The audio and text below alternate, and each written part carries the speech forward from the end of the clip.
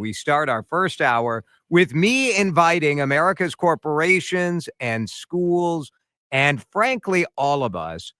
When it comes to diversity, it is time to grow a pair. I am astonished. Really, I am astonished at the cowardice we are seeing up and down our state, around our country, when it comes to the value of having a diverse workforce. And frankly, the acknowledgement that doing something to help women doesn't necessarily mean you're screwing men. And doing something to lift up people who are Black and Latino and other racial and ethnic minorities, that it doesn't mean that the white man is getting a raw deal. So many stories in the news today just setting me off on this. And look, I'm someone who has felt that the rhetoric around diversity has gone in some ways into Quotaville, where what you're seeing is, oh, well, I got to hire this percentage of people who check some diversity box, whether it's being a veteran, whether it's being disabled, whether it's being a Black or Latino or being a woman. And I do think in the year 2025, that sort of system is outdated and frankly ineffective. If you're just trying to fill a quota, you're not really doing anything good for your business or for your school or whatever. But I feel like we've gone from, all right, we don't want people to be solely focused on it, to we don't want people to make a big deal out of their doing it, to we're going to pretend that everything is okay and that we don't need any of this stuff anymore. I welcome you into the conversation at 651-461-9226. Target has been at the center of this controversy, where they are one of the companies, and they're the center here because they're up the street, because we look at Target as more than just a company, because so many of our friends and neighbors work there. We think of it as ours. And so when they said we're rolling back DEI without really explaining what they're talking about, is this a public-facing thing? We're going to stop yapping about it? Does this mean we're really not going to do it? The cowardice on this issue, frankly, is disappointing and disgusting. I'm a middle-aged white man. I am secure enough to acknowledge that any conversation that I have about a job, I start with a little bit of a head start. That's all. It's not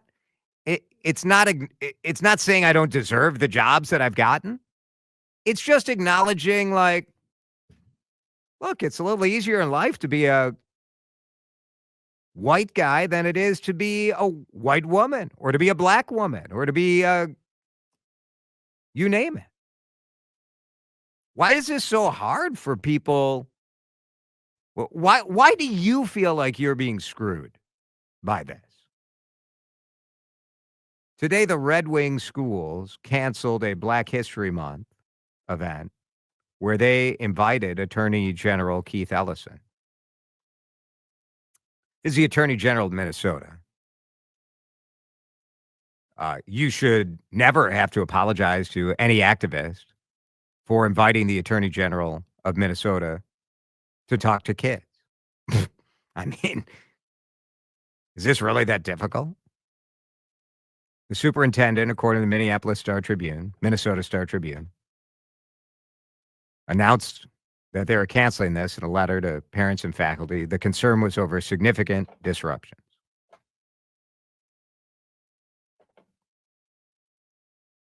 I mean,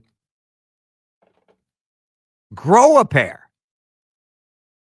Red Wing schools, are you so cowardly that you're worried about disruptions from inviting the Attorney General? What disruptions?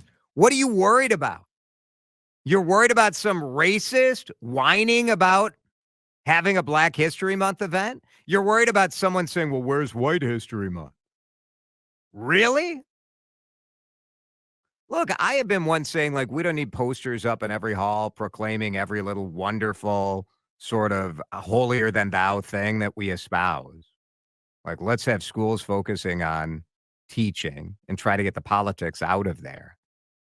So I'm not some sort of crazy lefty on here saying that we've gone too far. I'm someone who actually values different viewpoints and seeks out different viewpoints. I would like a broader definition of diversity.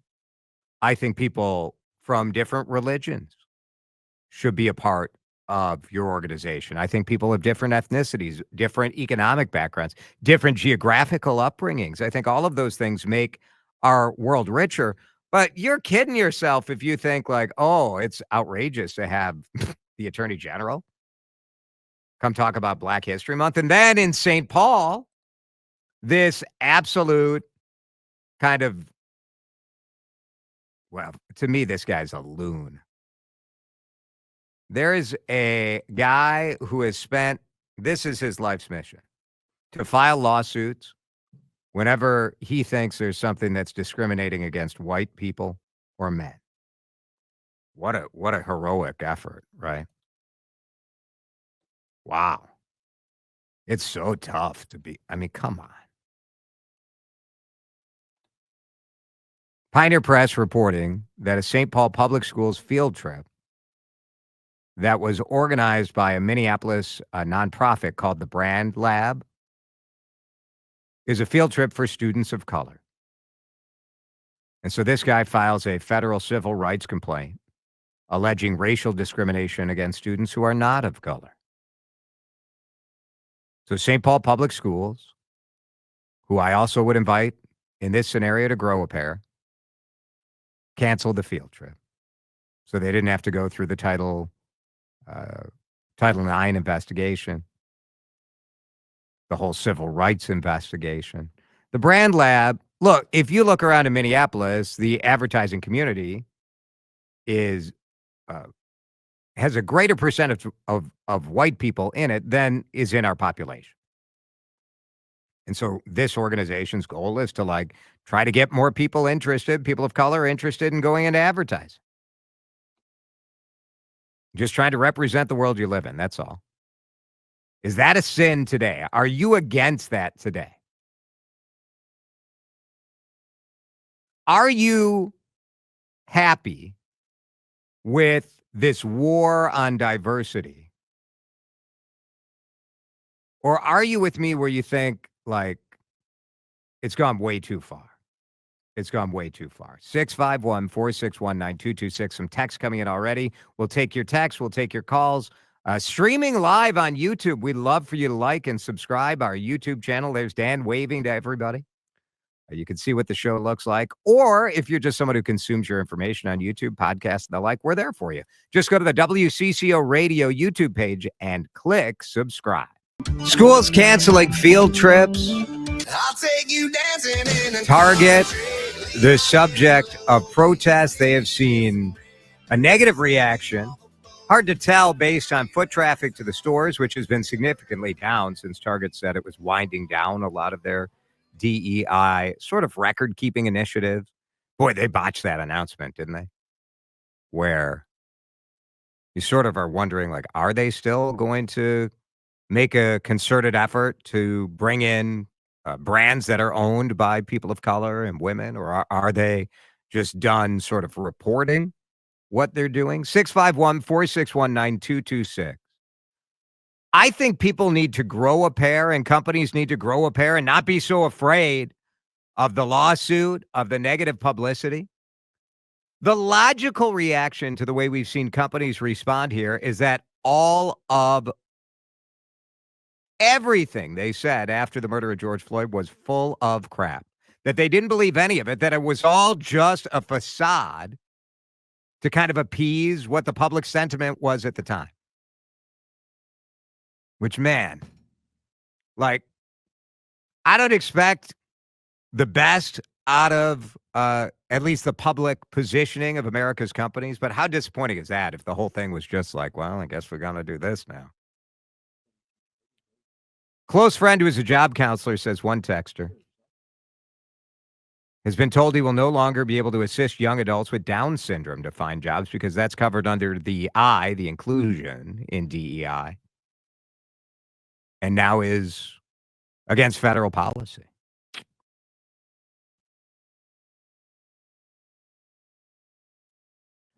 Another texter, when I was in school, Attorney General Skip Humphrey came to our school. It was really cool.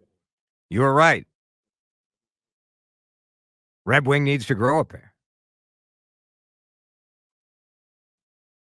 Now, another texter says maybe the majority of the people in the Red Wing school weren't interested in having him visit. It's their school, isn't it their choice? So let me talk about that a little bit.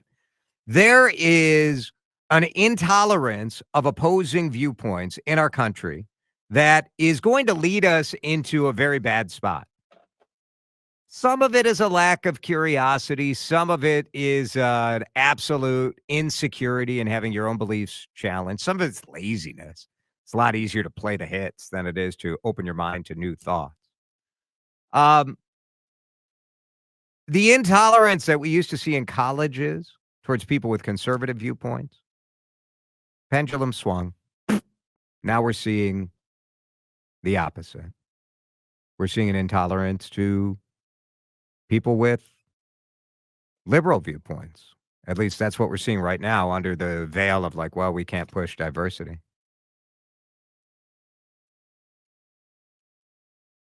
Quotas would be more transparent, says one texter. Lucky you, Jason. In my life, friends have been passed over for black candidates. Would save them time and effort if employers would have been honest. Hey, we're only hiring black people this time.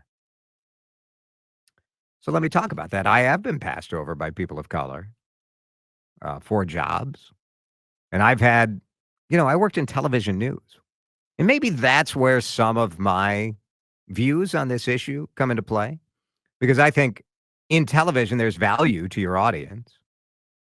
And I believe that every person out there watching TV should be able to see someone that looks like them and think like I could be that person. I also think that most jobs don't have one clear superior candidate. And while the couple of times I got passed over was for people of different racial minorities, I don't know. Was I the best candidate? Were they the best candidate? Is there any such thing as the best candidate? Usually there's like a bunch of people who would be like, yeah, they'd all be pretty good. And look, most of the hiring managers are white guys. And so who do they hire? Maybe they hire a former intern. Maybe they hire someone they know. Maybe they hire their golfing friend's kid. So the idea of introducing some diversity goals was to say like, yeah, let's try to break down the like old boys club. I guess we think it's been solved just because a couple people got passed over. Think of the people of color who've been getting passed over for 100 years. I don't know. I know it's hard when you on an individual basis, you get passed over. It is unfair to you. And it is. But is this what we want? Is this where we think it's better? I don't know. Let's go to James in Plymouth on the CCO Talking Text line. James, thanks for calling in. Go ahead. You bet, DeRusha. How you doing? I'm good. So you're the topic you're on. Okay, so we all noticed years ago or just whatever, they got rid of Uncle Ben's and Aunt Jemima and all this stuff because Right. it wasn't correct. Right. Then they replaced it with ghetto gastro. I seen it on an end cap at Target. Yeah. It was ghetto gastro. I mean, what's the deal? Which is ghetto gastro is like this is like a New York group of chefs. Is that what it is? It's like a book or something, right? No, Oh, were they have some selling products like food products and toast. Oh, I see. It's like a cider. Yeah. Look, I mean, Yeah. No, I see what you're saying. Like the fact that we got rid of some things that seemed that felt politically incorrect and out of step with the times. And there is this idea. I don't like that either, right? Like I don't like the idea of saying like, oh, let's now name things ghetto or let's bring back the N-word and like we can because it's our people. Like I don't dig that either.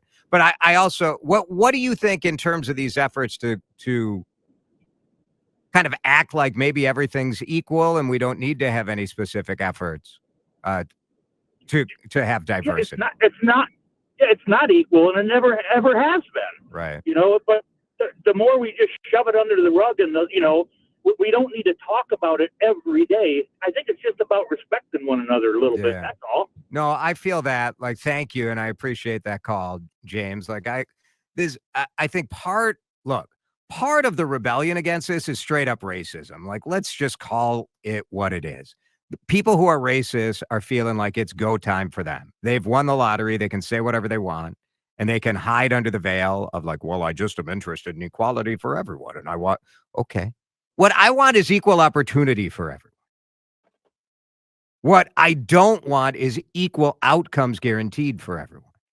I believe that's where the DEI effort failed, that it became easier to guarantee a certain kind of percentage of outcome because it's hard to guarantee equal opportunity. And I am concerned that in this effort to say like, oh, diversity's out. It's out, it's out, it's out. It's a swear word. We can't talk about it. We can't do it. We got to get rid of all this stuff. Trump doesn't like it. Trump doesn't like it. Oh, here come the lawsuits. And you get this incredible cowardice where you say like, look, we don't need to use all the words. We don't need to do all of this stuff. We don't need to talk about it all the time. But don't kid yourselves. We have not solved equal opportunity. Jeff is in Sauk Rapids. Jeff, you're on the air. Thanks for calling. Hey, Jason, this really doesn't surprise you, does it? I am surprised with how Finding. quickly it's happened. Well, could be. I'm going to invoke Occam's razor here, which Mhm. I'm sure you know dictates that the simplest answer is usually the correct solution. Right. This country elected Donald Trump. Who did that? Yeah. You're looking at it right now. You're talking about it right now. You're talking about them on the radio. They are a majority of the country, and somehow they seem to have found a way of being comfortable to come crawling out from under the rocks. And here we have it. I don't have a solution. I don't know what to do about it, but it ain't good. It ain't good, Jason. Yeah. Thanks, Jeff. Appreciate that. That's sort of how I feel too, like this sort of sadness about it, but I think it's worth talking about. I do think there's this idea that the best qualified, and the texter says two wrongs don't make a right. Best qualified should get the job. Toss DEI. It just creates resentment. And I'm fine with saying, like, look, the way that DEI became sort of like canon for some operations, I think diversity should be infused into every part of your organization. You should have people in the room who are able to challenge your thinking and bring up things that, especially if you're a consumer facing company, right? Where like you need different perspectives to know how things are going to work in the marketplace. Best qualified should get the job is just, in my view, an absolute BS statement. Who is the best qualified? How often in a pool of candidates is there one person where you're like, that's the person? A lot of times you got 3 or 4 people, you're like, I don't know. Now, I do think I do think the quota system led to people who are not qualifying getting hired because you had to click a box and you had to hit a goal. Because you know what else is hard? It's hard to adjust the educational system and the opportunities at the front end to make sure you kind of help people along the way.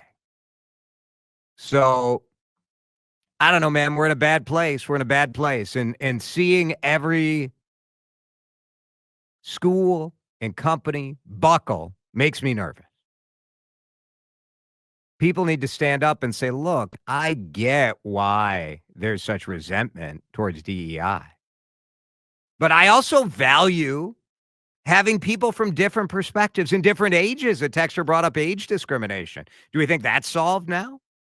Couldn't part of your equity and inclusion efforts involve hiring more people who are over 60? I mean, just the way we were looking at this was maybe too narrow. But the idea of just throwing it all out and being like, finally, we can give the white man a break. Like, give me a break.